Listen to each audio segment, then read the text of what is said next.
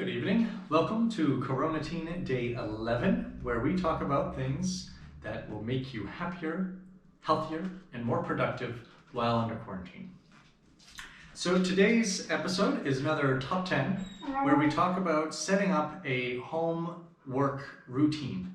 As many of us are teleworking for the first times, and we'll have to balance that with our own self-care, with our family's care and entertainment and taking care of each other, with our work, our pets, whatever it might be. And it's pretty necessary to set up some type of routine so that there's a clear delineation between your homework and your work life while both of them take place in the same spot.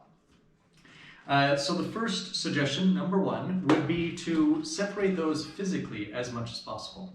And so perhaps ensuring that there's just an office set aside where you actually do your work, or if you're stuck working from the same tables that you eat, that you clear off everything at the end of your workday so that you're now in home focus, and that you try not to counterbalance the time that you're spending working with home errands, but rather you say, okay, these are the hours I'm working and these are the hours I'm doing home-based activities, so that you can concentrate and focus on whatever it is that you're doing and not trying to do 100 things at once, because that's impossible.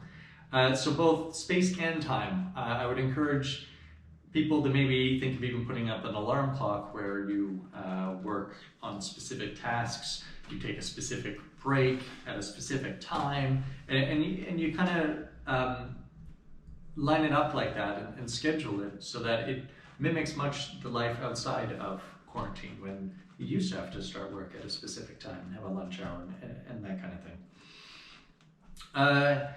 Two, similar to that, is I would recommend even thinking about putting in a commute. So for myself, I start my days usually with a nice dog walk in the morning, and then I know when I get home that it's pretty much time to start work. Those of you who don't have a similar routine but were used to spending the time commuting to get between home and work, you might want to go for a walk in the morning between the time that you get up and you have breakfast and shower, whatever, and the time to actually start your workday. Just an idea. And then also at the end of the day, so that you have an official closing and start to your workday, and an official opening and closing to your home day. Three would be to possibly have a specific mug that you use while at work. For instance, this glass filled with scotch, don't really have it very often during the workday.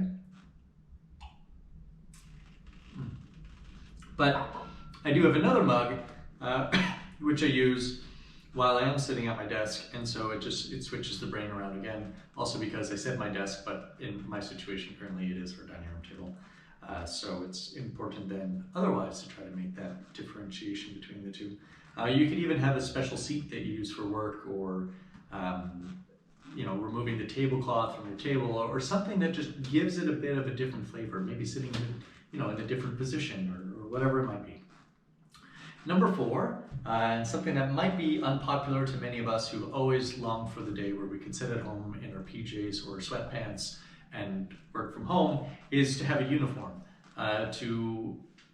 So for instance, yesterday, halfway through the day, I just thought, you know what, sitting around in my grubby sweatpants and t-shirt wasn't working for me. I hopped in the shower, put on a polo, combed my hair, and felt better and felt more professional, like I was actually at work now. And it really helped me to switch my mind around and feel like I was, a working guy, as opposed to stay at home and tab on a computer and don't know if I'm working or not guy. Number five, and something I kind of alluded to earlier, would be to maybe even set up a specific schedule for your tasks of the day and to only focus on one at a time. So I know in the office, I will often have a to-do list of things I have to get done, but now that I've been working from home, it's been just not really my same routine, and I haven't done that the same way. And so this is something I want to start doing, and I did this afternoon quite successfully, is actually making that to-do list and focusing on one at a time, and not jumping between that and trying to order beer online or talk to somebody in your household or something like that, but to just get that task done and and be able to separate your various tasks and not try to let your brain go all scattered. Number 6 would be to try to mimic work in other fashions, such as your social connections. So during the workday, most of us work with other people in the office, or a store, or a school, or other public institution, or work site, or whatever, and you have this chatter and this banter, and it feels great, and you're getting along with, your colleagues in that sense, which is a bit lacking when you're sitting at home alone or with 1 or 2 other people and trying to do your various jobs that might be very different from each other. So setting up a WhatsApp chat with your colleagues, or I just finished a drinks evening happy hour with my colleagues on Zoom, to just give yourself a bit of that social connection, possibly even while working, so that you have those water cooler moments, and you take a break once in a while, every hour or 2 to disconnect, get a breath of fresh air, or just do something that you enjoy for a few minutes, and then go back to your work. Similar idea to this is that instead of having that WhatsApp chat, I would encourage everybody, and actually this is a separate idea, I think this is number 7 now, is to hire Cheryl. My girlfriend and I, as we're both working from home, have decided to have a imaginary third colleague join us here during the workday, named Cheryl, who conveniently takes the blame for anything that we might not want to blame on the other. So for instance, my issues with Cheryl is that she's a very messy person. She leaves her shit all over the place, doesn't like to do her dishes, while on the opposite end, I hear that Cheryl can have a bit of a short temper and be distracting. Cheryl can really be anything you want her to be, but it adds to the fun to have a Cheryl, or use another name if your name happens to be Cheryl, or some. I'm sorry for all the Cheryls out there. So number 8 would be to eat the frog. So similar to having the to-do list idea, in addition to that is to start with the hardest thing first. To start your work day, as soon as you sit down at your computer, you open it up, and you're focused on your work day, is to do whatever's been on the to-do list the longest, or whatever's the most urgent. Just get it done and over with. Feel the success of having been productive right at the bat, and then you'll feel a bit more motivated to get on with the rest of your day, and to eliminate other distractions in your life that might be preventing you from focusing in on your work. Number 9 on the list would be to take breaks. I mentioned this earlier, but I want to dive into this a little bit more, is that for creative processes to work, you can't just keep pushing yourself. You have to allow your brain to shut off for a few minutes. This is where the meditation ideas or creative ideas come in, that you can see in my other videos.